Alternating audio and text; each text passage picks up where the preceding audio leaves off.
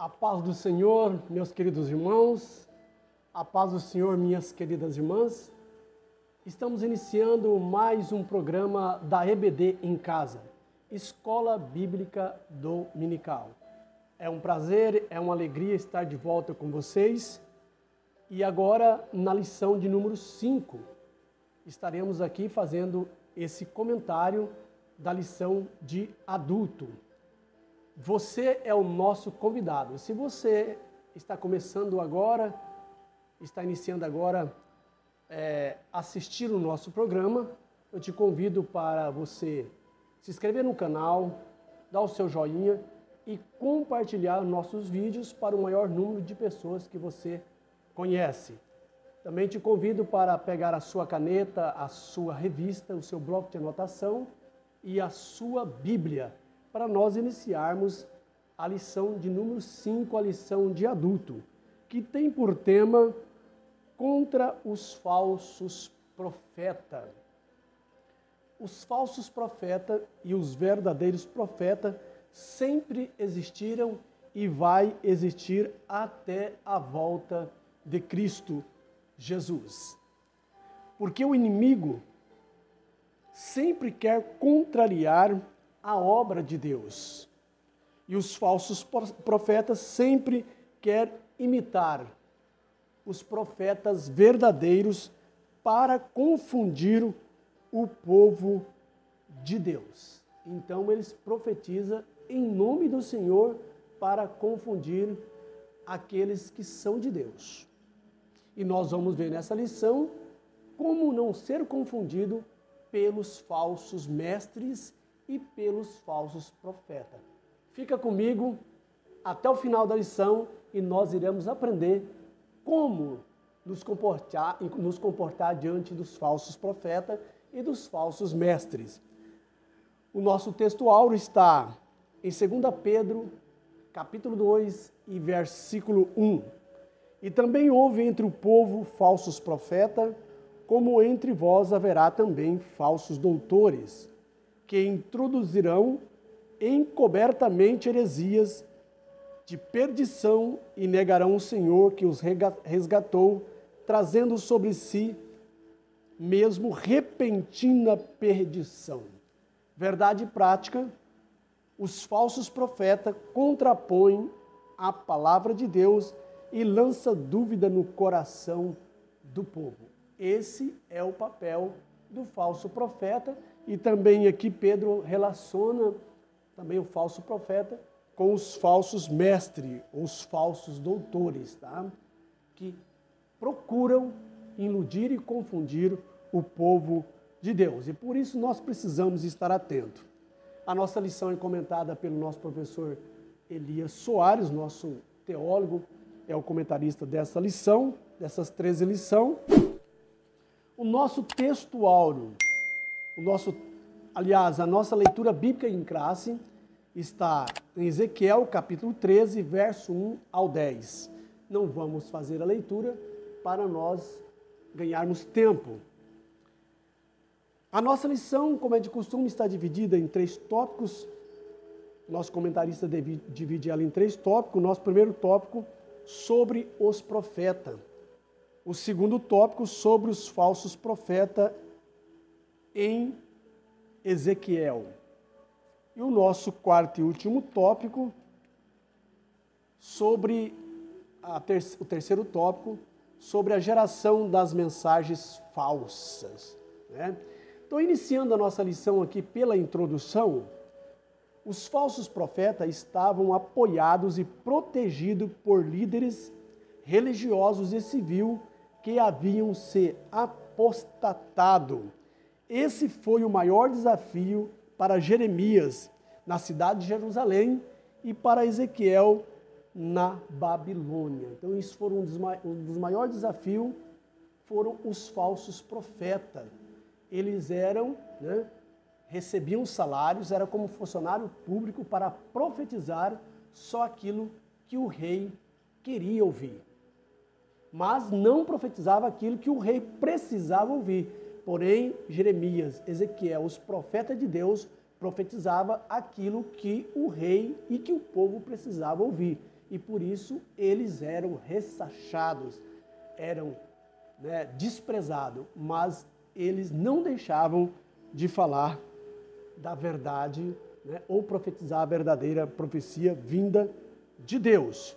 Começando no nosso primeiro tópico da nossa lição, sobre os profetas. Os profetas ouviam Deus e ensinava a lei de Moisés ao povo. Porém, o sacerdote ouvia o povo e apresentava estes a Deus. Então, esse era o papel do profeta e esse outro era o papel do sacerdote. Porém, os falsos profetas tinham a função de desviar o povo do caminho de Deus, pondo em dúvida as verdades profetizadas pelos profetas verdadeiros, sempre fazendo o contraponto. E quero deixar uma observação aqui. Como eu disse, nós vamos ensinar como conhecer, ter discernimento dos profetas falsos. Tá? Observação. Meios necessários que você deve ter para conhecer os falsos profetas. Primeiro, intimidade com Deus. Você tem que ter intimidade com Deus para discernir, para conhecer quem é o falso profeta. Sem esse requisito, você não poderá conhecer quem é o falso profeta. Segundo, o dom de discernimento. É o que falta muito hoje na igreja. O dom de discernimento de espírito, para conhecer também quem é os falsos doutores e os falsos profetas. Terceiro, profundo conhecimento da palavra de Deus. Você precisa estudar, você precisa buscar e em oração pedir revelação e conhecimento profundo da palavra de Deus. Sem esses três requisitos, você fica vulnerável e suscetível às falsas profecias e pode até ser enganado. Então, são esses três requisitos que você precisa ter para você não cair no engodo dos falsos profetas. Sem esses recursos, você jamais conhecerá quem é os falsos profetas e poderá ser enganado por eles. 2 Pedro 2:1.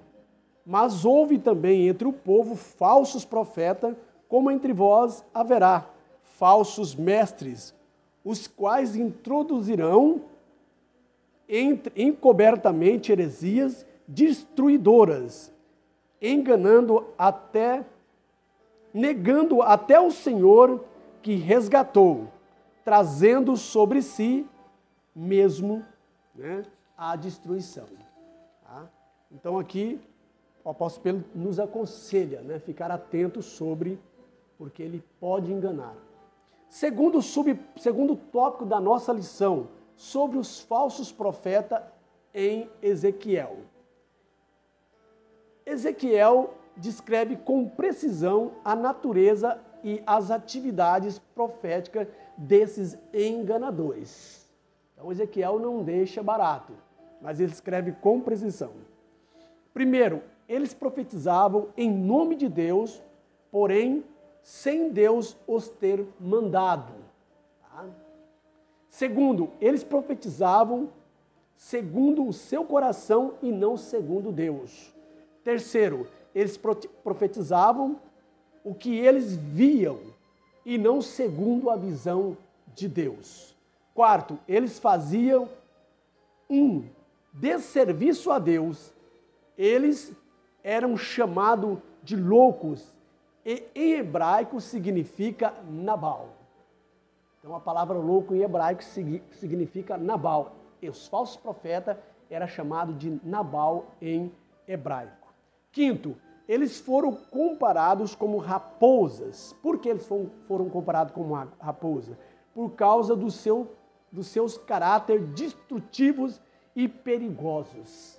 E por isso eles foram comparados como raposas. Sexto, eles representavam um grande perigo para a nação de Israel e hoje eles representam um grande perigo para a igreja do nosso Senhor Jesus Cristo. Fiquemos atentos. Tá? 2 Coríntios, capítulo 11, versículo 3.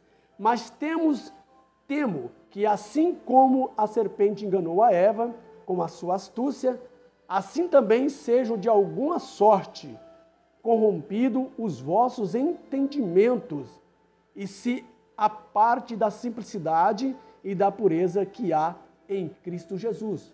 Paulo nos aconselha, tá? Ele tinha medo, mas nós precisamos ficar atento para não ser enganado pelos falsos profetas e também pelos falsos doutores. Avançando para o último e terceiro tópico, sobre a geração das mensagens falsas. A crença em mentiras e falsas profecias virou uma febre em Israel. Era semelhante aos nossos dias de hoje.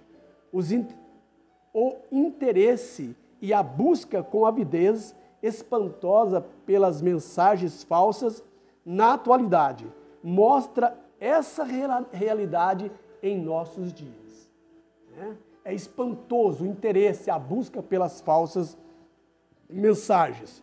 Porém, as mensagens proféticas legítimas e verdadeiras, na maioria das vezes, são desprezadas, como foi no Antigo Testamento. Desprezaram os profetas de Deus e escarneceram de suas mensagens, de suas palavras que vinham de Deus. A maioria deles era mal visto pelas autoridades corrompidas que se apartaram da lei de Moisés, da lei de Deus. Jesus disse: se o mundo vos aborrece, sabei que primeiro do que vós me aborreceu a mim. Se vós fosseis do mundo, o mundo amaria o que era seu. Mas porque não sois do mundo, antes eu vos escolhi do mundo, por isso é que o mundo vos aborrece. Evangelho de João 15, versículo 18 e 19. A igreja hoje, como os homens de Deus do Antigo Testamento, ainda experimentam esse desprezo no mundo inteiro. Porém, quem está conosco é maior do que aquele que está no mundo. Fazendo a conclusão da nossa lição, para nós finalizarmos essa maravilhosa lição, a lição de número 5, a nossa conclusão diz o seguinte: o apóstolo Pedro deixa claro que onde há o verdadeiro, há também o falso, como aconteceu em Israel entre os profetas. E isso haveria de acontecer também na igreja. 2 Pedro 2 e 1. O boato é a propagação de uma notícia infundada, não oficial e de fonte desconhecida. O contexto mostra que divulgar informações enganosas é associação com ímpio para se tornar falso testemunho. Mesmo as coisas triviais do dia a dia podem terminar na justiça, pois elas destroem a reputação de qualquer pessoa. Porém, fica a receita e o conselho para você não cair no engodo, nas falsas mensagens e no engodo das falsas profecias. Você tem que ter intimidade com Deus, comunhão com Deus. Segundo, discernimento de espírito. Tá?